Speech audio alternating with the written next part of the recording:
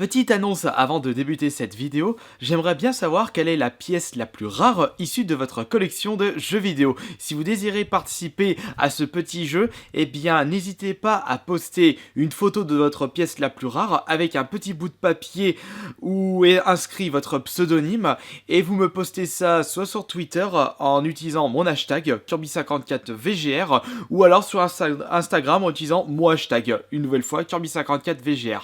J'espère que vous serez nombreux et nombreuses à participer à ce petit jeu et qui sait, peut-être une vidéo prochainement par rapport à ceci. A tout de suite.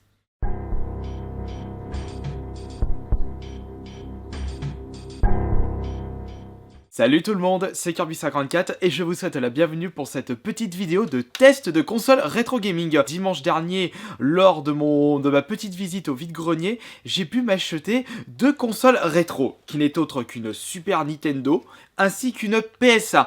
On peut remarquer que la PS1 est quand même en meilleur état que la Super Nintendo où il manque un morceau juste ici. Mais est-ce que ces deux consoles marchent? Puisque le souci lorsque vous achetez des consoles en vide-grenier et même en magasin d'occasion, vous n'avez pas vraiment la certitude si la console marche ou pas. Fort heureusement, dans les magasins, si la console ne marche pas, vous pouvez la ramener et utiliser la garantie du magasin. Ce qui n'est pas vraiment le cas au vide-grenier, sauf si vous testez la console le jour même et que si elle ne marche pas, et bien vous revenez de suite au vide-grenier s'il n'est pas trop loin de chez vous. Puisque ça risque de coûter cher au niveau des frais d'essence, surtout si vous avez acheté votre console pour moins de 5 €. Mais pour pouvoir bien tester ces deux consoles, il me faudra deux jeux adéquats, afin que je puisse tester également les manettes achetées avec les consoles. Pour pouvoir bien tester la PS1 ainsi que la manette, il me faudra un jeu qui me permettra d'utiliser tous les boutons.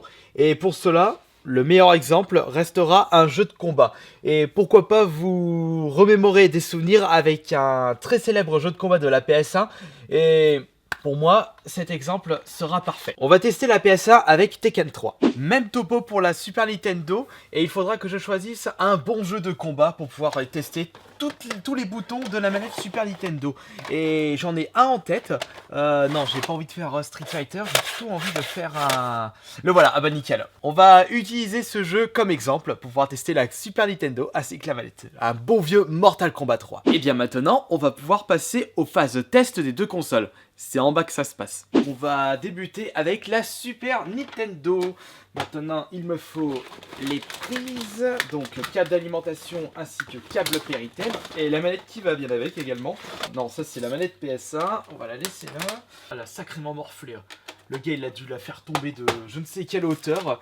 Franchement, si elle marche, ça prouvera une nouvelle fois que la Super Nintendo en a vraiment dans la carcasse. On a vraiment dans le bide. Ah, et voilà, c'est emmêlé. Ah, ça me saoule. Ah, mais c'est pas vrai.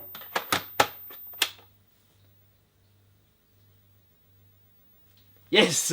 La console marche et ça prouve qu'elle est vraiment dans le bide. Un petit peu de son comme à l'époque.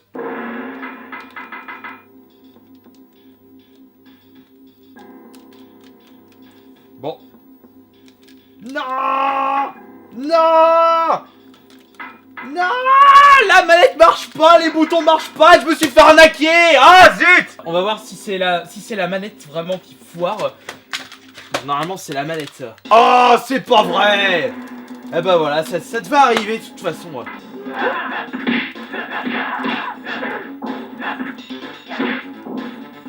Celui-là il marche aussi. Sauf que j'ai pas envie d'en sortir le bazooka. EA Sports. It's in the game.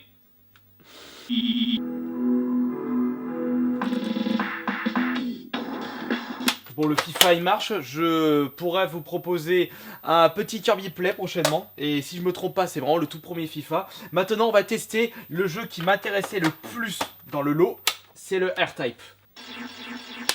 C'est bon. Bon, c'est vrai, certes, je me suis fait avoir parce que le vendeur m'avait dit que tout marchait correctement, mais ça n'a pas été le cas pour la manette. Les trois jeux marchent et la console marche également. Alors, voyons voir. Bon, je laisse tout en bordel, je rangerai après. Hop là. La manette PS1 juste ici. Oh, c'est bon pour la carte mémoire, je vais pas l'utiliser. Alors, on prend le câble Péritel pour commencer. Hop là. Attention, il faut savoir quand même que la PS1, par rapport à la Super Nintendo, c'est une console qui reste quand même assez fragile. Le cap Péritel maintenant. Comme toujours, le début marche parfaitement sur une PS1.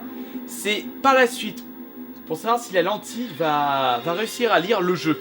C'est surtout l'élément le plus fragile d'une PS1, c'est vraiment la lentille. J'ai dû bousiller combien de consoles en étant jeune? Enfin, je les ai pas bousillées, mais je les ai tellement saignées mes PS1 qu'au bout d'un moment, la lentille, elle lâchait. J'ai dû en bousiller 3, je dirais. Bon, bah, on dirait que la console marche nickel. La manette, ça a l'air d'être impeccable. Donc, on va se mettre un mode arcade. On va prendre notre cher Wolf Mix. Bon, ce bouton ça marche, ça aussi, ça aussi, ça aussi. Bon bah en tout cas, c'est très bien, là que la manette marche très bien. C'est également le cas pour la console, la lentille et les câbles. Bon bah c'est super, c'est nickel. Voilà, donc c'en est terminé pour cette petite vidéo test de console. J'espère que cette petite vidéo tranquille, simple, vous aura plu, vous aura diverti, vous aura redonné des souvenirs de l'époque.